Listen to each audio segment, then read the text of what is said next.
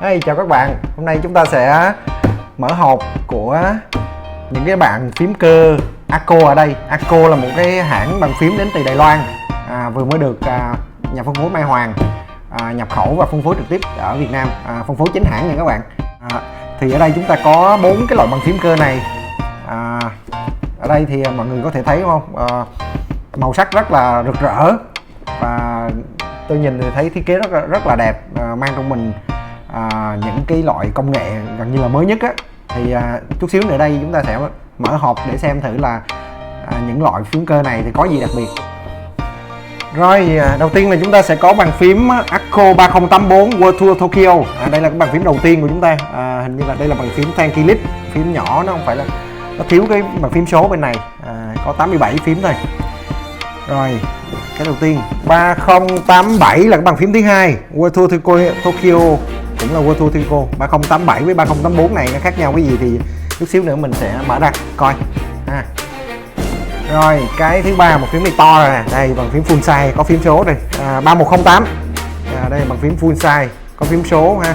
Nó có 3 màu, màu xanh, màu đen và màu hồng. Và cuối cùng là chúng ta sẽ có cái 3108S. S là chữ shine, tỏa sáng ha. Thì RGB Pro thì chúng ta có thể thấy là cái hộp nó không đã tỏa sáng rất là lấp lánh rồi, trông rất là cao cấp. Và đây thì bàn phím RGB, có đèn LED RGB. Thì theo mình đọc được trên mạng thì bàn phím này có phần mềm để có thể cái ánh sáng này có thể nhảy được theo nhạc á.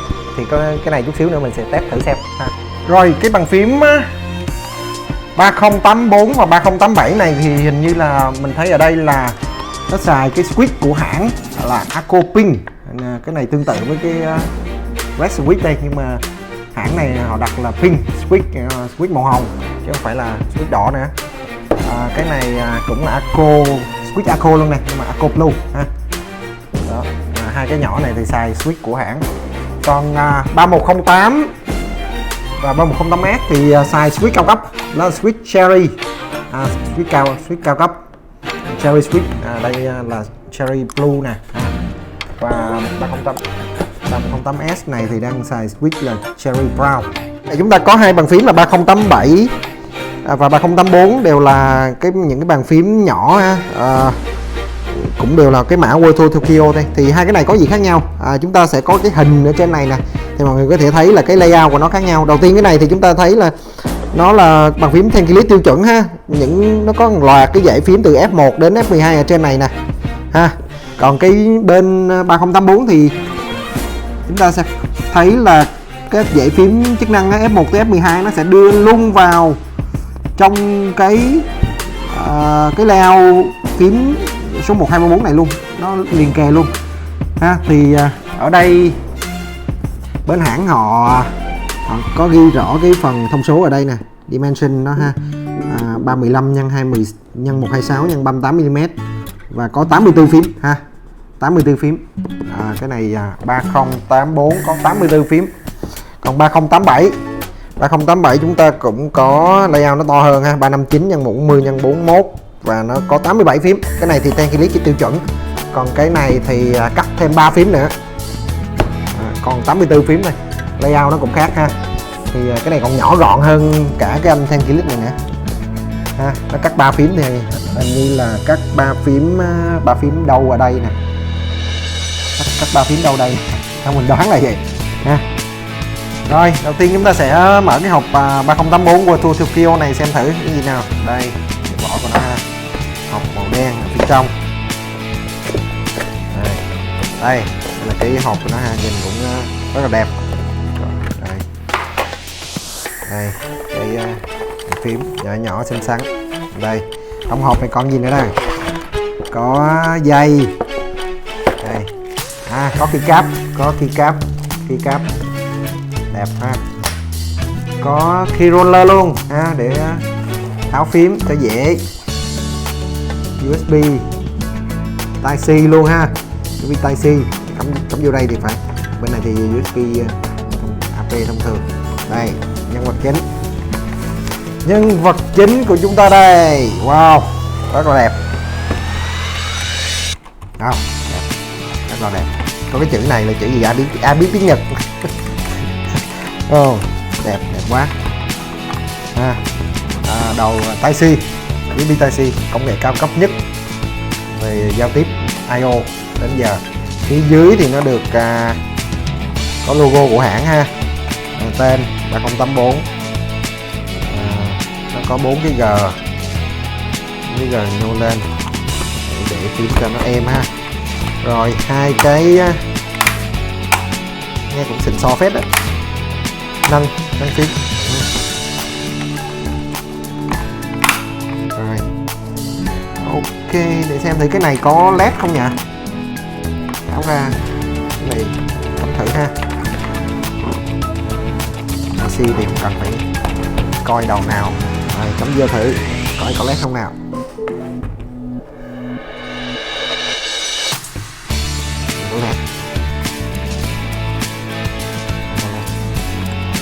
Cái gì vậy thôi đó. Switch nó là gì đây? Đây, pin switch, switch màu hồng, dễ thương phết đó. Ok, Wato Tokyo. Đây là keycap thì để coi nó cho bao nhiêu cái keycap đây. Cho chúng ta toàn cá, tôm, bột cua tôm cá gì đây. Sorry, không phải. Hình gây xa nè, hình con mèo, hình cái quạt, nhiều keycap rất là dễ thương, ngộ nghĩnh. Như cái đây 2, 4, 5 11 cái keycap ha, cho thêm chúng ta 11 cái keycap nữa ở đây để chúng ta thay thế vào chỗ nào đó chúng ta thích, phím nào đó chúng ta thích. Ok ha, đây là bàn phím 3084 ha, 3084 Wato Tokyo nha. Nhật Bản, ai thích Nhật Bản thì thử cái này ha, nhìn cũng rất là xịn sò. Bấm vào thử các cảm giác bấm thử ha, rất là êm.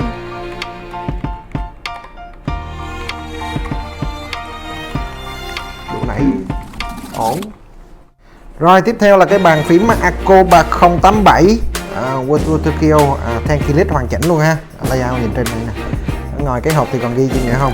Không thấy.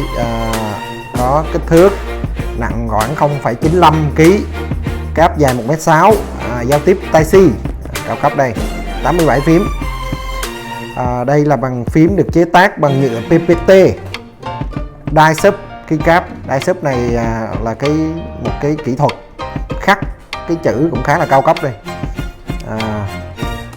Có rollover ha, key và cái macro, cái khả năng có thể lập trình được những cái phím macro phần cứng ha. Rồi switch xài Ako Blue. Đây, thử nha, học đây bàn phím over nè. Đây, bàn phím của chúng ta Tenkilit không, rất là đẹp. Trên này còn có gì nữa đây, có cái sách hướng dẫn toàn tiếng Nhật, có cái rồi trong hộp chúng ta có thêm là keycap, có keycap, có pullover, có USB Type-C, có vẻ rất là xịn sò, Type-C và cái đầu này là nối. Rồi nhìn sơ về ngoại hình ha, đây thiết kế này hơi khác chút xíu. Ok, đây là phía dưới này chỉ có 2 cái đầu nhô lên để mà đỡ thôi. Đây có 4 cái phía trên này, nhưng mà phía trên này nó sẽ hơi khác cái 3084 mới nãy ha.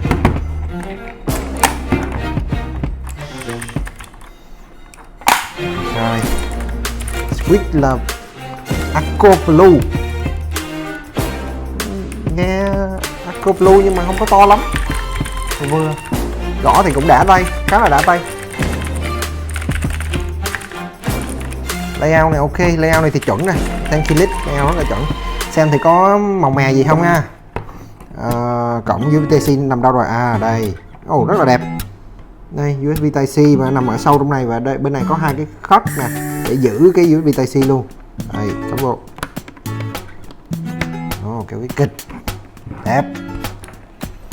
Thử ha, xem thử đèn đúc gì không.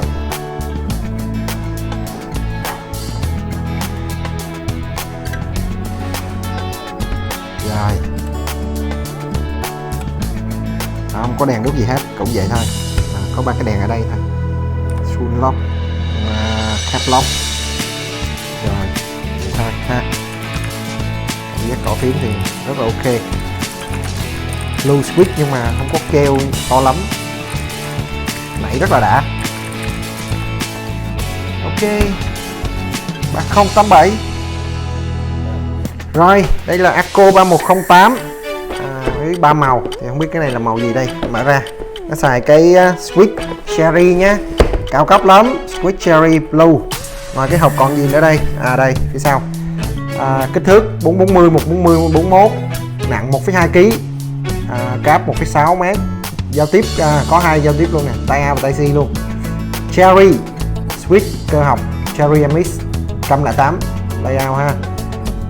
PPT size printed, keycap của nó là bằng nhựa PPT cao cấp ha, có MC ROM và cũng có macro có thể lập trình được. Rồi mở ra xem thử nào. Màu hồng, màu hồng ha, hình như là màu hồng. Ok đúng rồi, màu hồng. Đây, phím 3108 màu hồng. Cái hộp còn gì nữa sổ. Còn gì đây? Cái dây, cái loại cái Kiro nè, dây IC.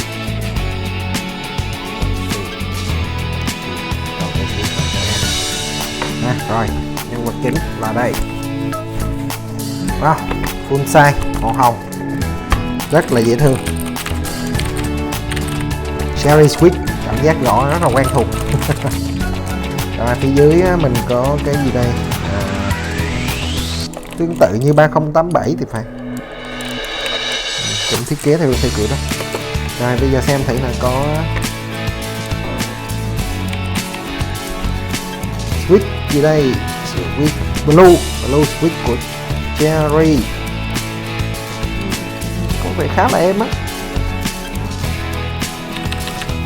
nghe tiếng cũng đã, độ nãy cũng đã, cảm giác khá là êm. Rồi cắm vô thử ha, cắm rất là xịn sò, thiết kế ok ha, đầu này rất là chặt. Chúng ta sẽ cắm thử. Wow, led chạy một vòng đó, led trắng các bạn, led màu trắng trên màu phím hồng, quá dễ thương, quá dễ thương luôn. Đây, wow, led sáng, led rất là sáng luôn, led rất là sáng. Không có màu khác, không có phím điều chỉnh led, nhưng mà led rất là sáng. Không biết có nút điều khiển cái hiệu ứng ánh sáng này không, hình như là không, nó chỉ sáng vậy thôi đó, và nhấp nháy rất là đẹp. Rất là đẹp, sáng, rất là sáng luôn. Cái phím này xuyên sáng tốt quá, đang mở đèn vậy mà nó còn sáng rực luôn, không gì là ban đêm. Đêm chắc phím này khỏi cần mở đèn cũng thấy, quá trời đẹp luôn. Anh nào mà chơi đêm là tặng phím này thôi, nhưng mà không thích RGB ha, phím này led sáng rực.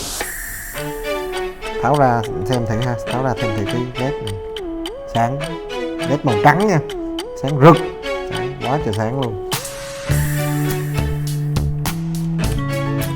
Và cái keycap này cũng xuyên sáng rất là tốt, không có keycap tặng kèm, không có keycap tặng kèm, như vậy là muốn thay thì phải mua. Rồi, đẹp, rất là đẹp. Ok, 3108 ha. Rồi cuối cùng là 3108S size cái hộp nhìn rất là xịn sò luôn ha. Hộp này không giá trị thôi. Sử dụng Sweet Cherry Brown ha. Phía sau hộp là cái gì đây? RGB Pro. Đây là dòng RGB Pro có LED RGB. Dimension thì giống như con 3108 ha, cũng nặng 1,2 kg, cáp 1,6 m. Giao tiếp Type-C. Squid cơ học của Cherry MX, 108 key layout. Keycap Double Shot PPT, đây là cái công nghệ khắc cao cấp nhất hiện giờ rồi đó. Có rollover and key ha, và có macro có thể lập trình được luôn. Rồi chúng ta mở xem nào, bàn phím cao cấp nhất của Aco cho đến thời điểm hiện nay ha. Như là sắp về một cái loại gì đó cao cấp hơn nữa nhưng mà chưa biết.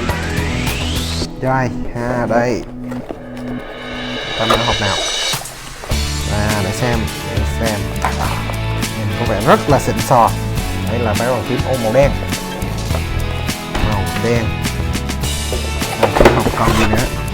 Cáp màu đen luôn, nhưng mà cái key rover lại là màu hồng.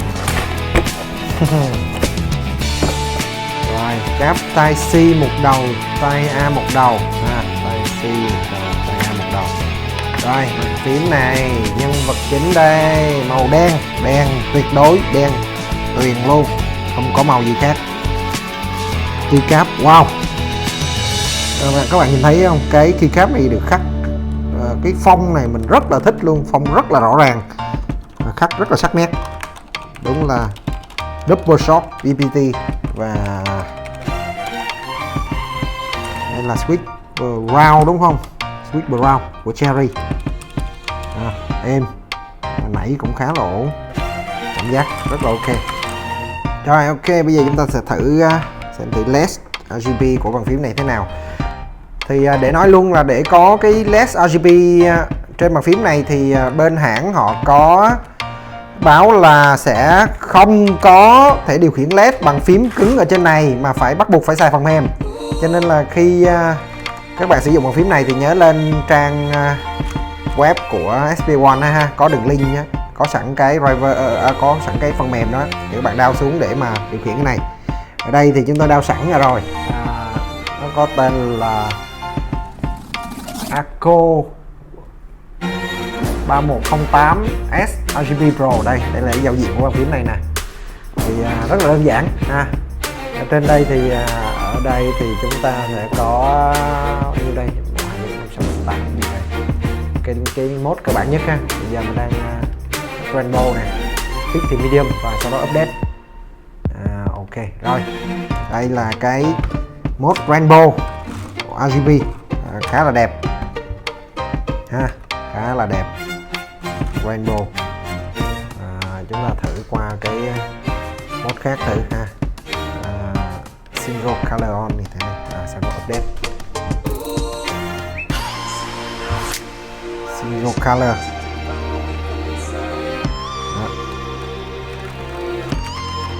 Một màu, single color đang là một màu, hay tí chơi đang chọn màu đỏ, muốn thay qua màu xanh thì update qua màu xanh. Nhìn chung là để mà đổi màu LED của cái 3108S RGB này thì toàn bộ phải sử dụng là phần mềm hết. Fitting coi ha.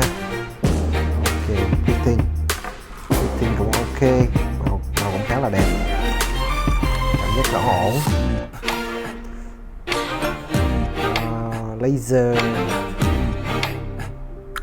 update, laser, đây là mode laser.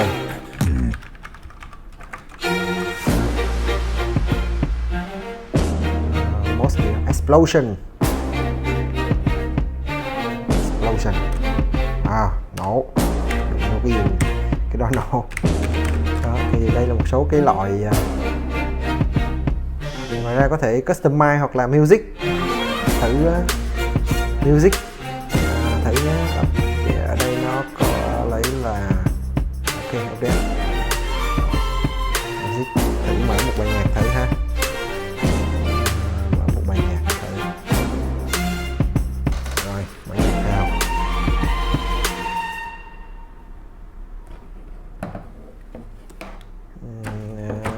Blackpink đi ha.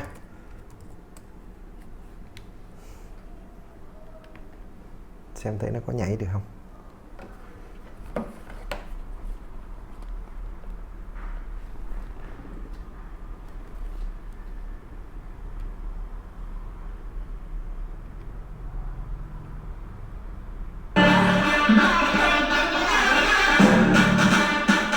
Đây.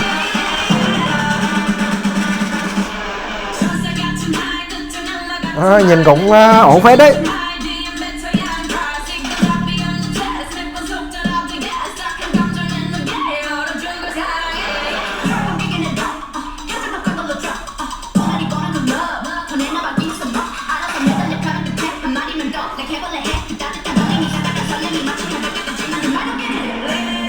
Rồi, ok.